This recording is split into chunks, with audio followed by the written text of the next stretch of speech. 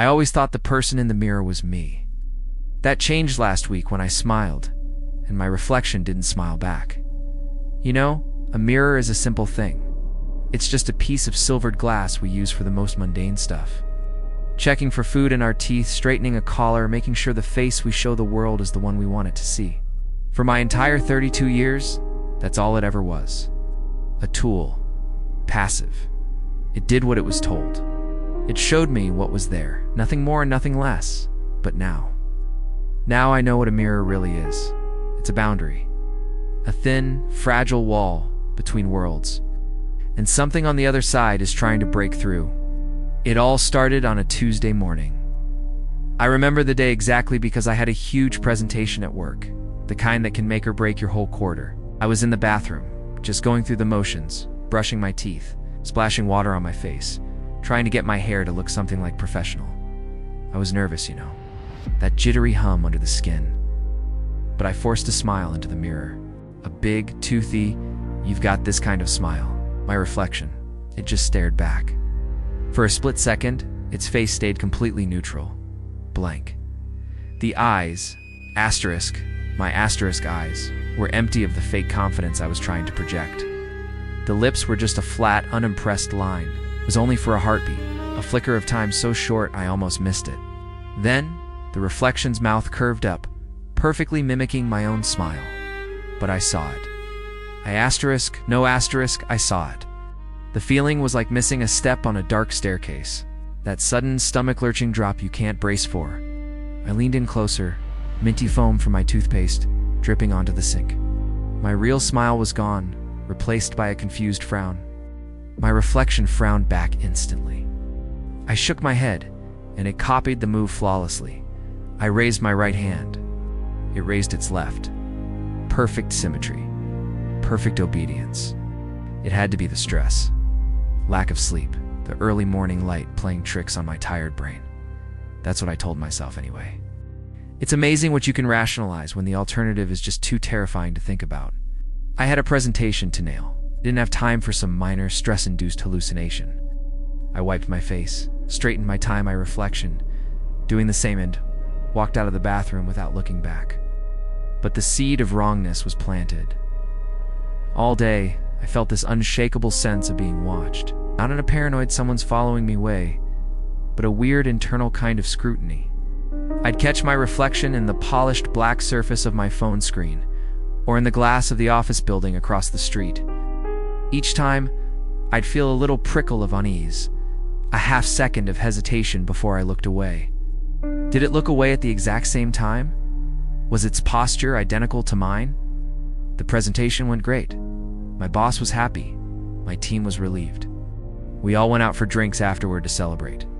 I laughed, I joked, I drank 2 overpriced IPAs, and felt the day's tension finally start to melt away. On my way back from the restroom, I passed a big, ornate mirror in the bar's hallway. I gave it a casual... That weekend was a blur of quiet, suffocating panic. I was a prisoner in my own apartment. I couldn't leave. But staying inside was its own kind of torture, because mirrors are everywhere. The big one in my bedroom, the one in the bathroom, the dark, reflective screen of my TV, the glass on the framed posters on my walls. Every shiny surface became a place where asterisk could be watching. I tried covering the main mirrors. I grabbed a bedsheet and draped it over the antique mirror in my bedroom. As I did, I could have sworn I heard a low sound from under the fabric. A soft hiss of frustration, but I wrote it off as the sheet settling. I taped a towel over the bathroom mirror. I felt insane, like a character in a bad horror movie. But the second the glass was covered, I felt some of the tension in my shoulders release. I could breathe a little easier. It didn't last. The absence of the mirrors was almost as unsettling. I kept instinctively turning to look at the covered glass, my brain still expecting to see a reflection that wasn't there. The shrouded shapes just became these silent observers in my own home, and it turned out it was all useless anyway. On Sunday afternoon, I was making coffee. My kitchen window looks out over the little shared garden behind my building. It was a gray, overcast day, and while I was waiting for the water to boil, I glanced out. In the darkening glass, I saw my reflection. and behind it, standing just over my shoulder, was another figure. Tall, shadowy, indistinct. I spun around, my heart in my throat. Nothing. The kitchen was empty. My hands were shaking as I turned back to the window. The phantom was gone. There was only my own reflection, its face a mask of pale terror. But as I stared, its expression shifted. The fear dissolved, replaced by that same smug, knowing look. Its lips didn't move, but a voice echoed in my head, clear as a whisper in my ear. A thought that wasn't mine. Asterisk, did you think that would be enough? Asterisk, I stumbled back, knocking a mug off the counter. It shattered on the floor, the sound echoing in the quiet kitchen. I didn't look at the window again. Spent the rest of the day in the living room, in a chair facing away from the TV, trying to read a book I couldn't focus on, every nerve ending screaming. Sleep was a luxury I just couldn't afford. Every time I closed my eyes, I saw his face, my face, with that razor-thin, mocking smile. I started leaving the lights on when I slept, a childish habit I hadn't needed in decades. It didn't help. Darkness pooled in the corners of the room, and I felt him watching me from every shadow. Twice, I woke up to a soft tapping sound, rhythmic and deliberate, like a fingernail on glass. It was coming from the direction of the covered bedroom mirror. I knew I needed help. But who could I tell? "Hello, doctor. I think my reflection is trying to gaslight me." "Officer, the man in my mirror is a jerk." They'd think I was having a psychotic break. A small, desperate part of me still clung to that. Maybe I broke. The paralysis shattered, replaced by a surge of pure adrenaline. I scrambled out of bed, tripping over my own feet, and fled the room, slamming the door behind me. I didn't stop until I was pressed into the farthest corner of my living room, my whole body trembling. The thudding from the bedroom continued, a steady, monstrous heartbeat echoing through my apartment. I had to get out. I grabbed my keys, my hands shaking so badly, I dropped them twice.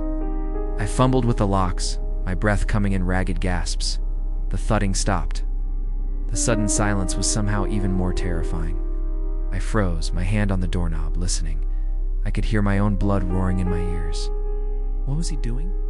Then I heard a click, the sound of the bedroom doorknob turning. I didn't wait. I wrenched the apartment door open and bolted into the hallway, not even bothering to close it.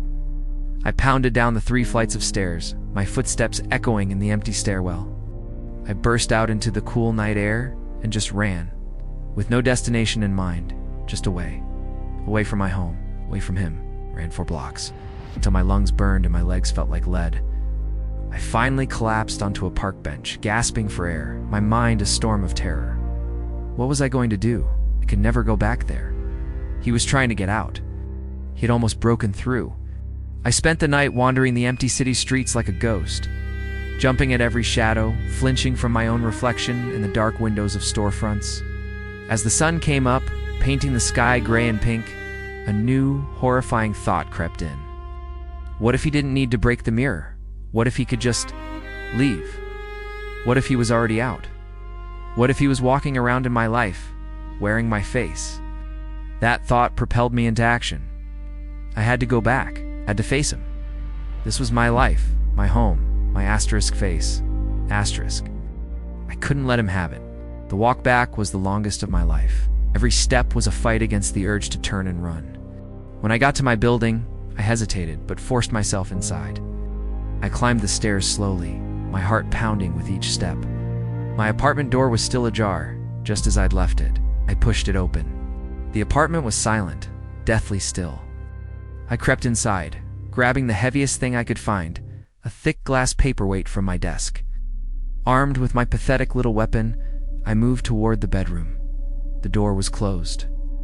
I stood in front of it for what felt like forever, listening, not a sound. Slowly, I reached out and turned the knob. I pushed the door open. The room was empty.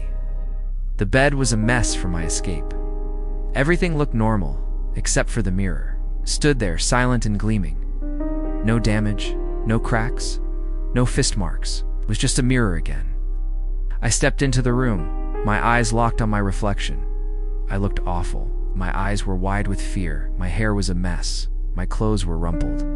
My reflection looked just as terrified, just as disheveled. The transition wasn't a step, but a fall. Sickening, disorienting tumble through a void that was both everything and nothing.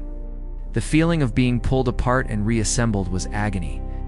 Then, with a final, jarring lurch, I landed on a hard, cold surface. I gasped, but my lungs filled with something thin and sterile, like air from a vacuum-sealed bag. It had no scent, no temperature. It was just empty. I pushed myself up. The floor felt like smooth, unyielding stone. I was in my bedroom, but it was all wrong. The colors were gone. The entire world was in shades of gray, from pale silver to the deepest charcoal.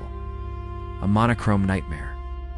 The warm wood of my floor was now a flat, lifeless gray. The blue of my bedspread was a dull slate. The sunlight that should have been streaming through the window was just a flat white glare that cast no shadows. And everything was reversed. The text on the book on my nightstand was a mirror image. The doorknob was on the wrong side, perfect but backward copy of my world. A profound, soul-crushing silence pressed in on me. No city hum, no creak of the old building, not even the sound of my own blood in my ears. I tried to scream, but no sound came out. My throat worked, my mouth opened, but the silence was absolute. I was a ghost in a dead world. Then I saw it. The mirror, from my new perspective, it wasn't reflective. It was a window back to my life. I scrambled towards it, my silent screams lodging in my throat. I pressed my face against the glass. It felt warm, humming with a faint energy. On the other side, in the world of color and sound and life, I saw him. He was standing where I had been. He ran a hand through his asterisk, my asterisk hair, stretched his neck, rolling his shoulders like he was shrugging off an old stiff coat. He looked down at his hands, flexing the fingers, a look of pure satisfaction on his face. Asterisk, my asterisk face. Walked over to my closet, pulled out one of my favorite shirts, and put it on. His movements were fluid, natural, too natural. He caught his reflection in the window and smiled that horrible, wide smile. But this time, it wasn't just smug. It was joy. A terrifying, predatory joy. I pounded on the glass. No. I tried to yell, but only silence answered. I beat against the barrier separating me from my life, but my frantic movements made no sound, left no mark. On the other side, he didn't hear a thing. He didn't see a thing. He turned from the window and walked out of the bedroom, whistling a tune I'd never heard before. I heard the floorboards in the hallway crick a sound I would have given anything to hear on this side.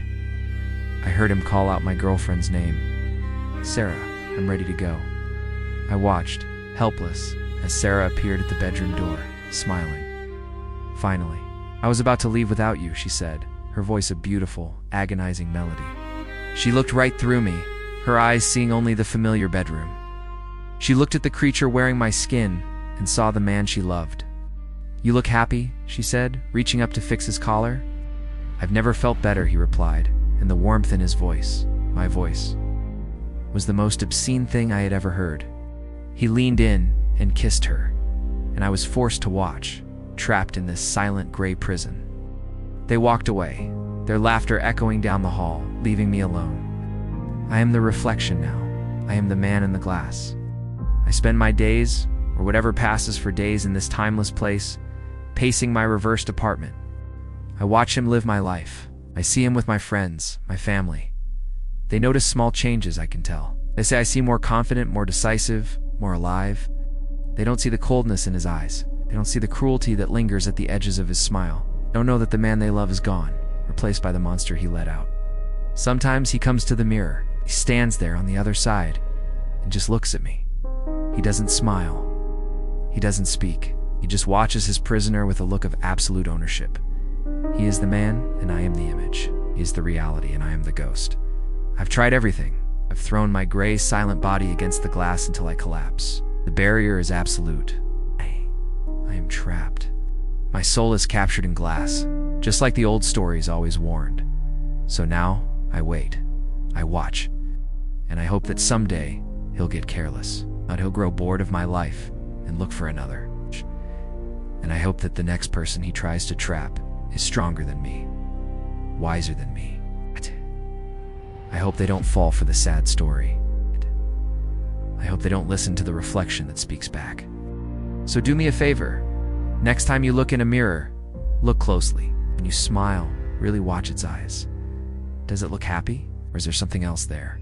Something cold and patient, and waiting. Be careful. The face staring back at you might not be your own. It might just be looking for a way to switch places.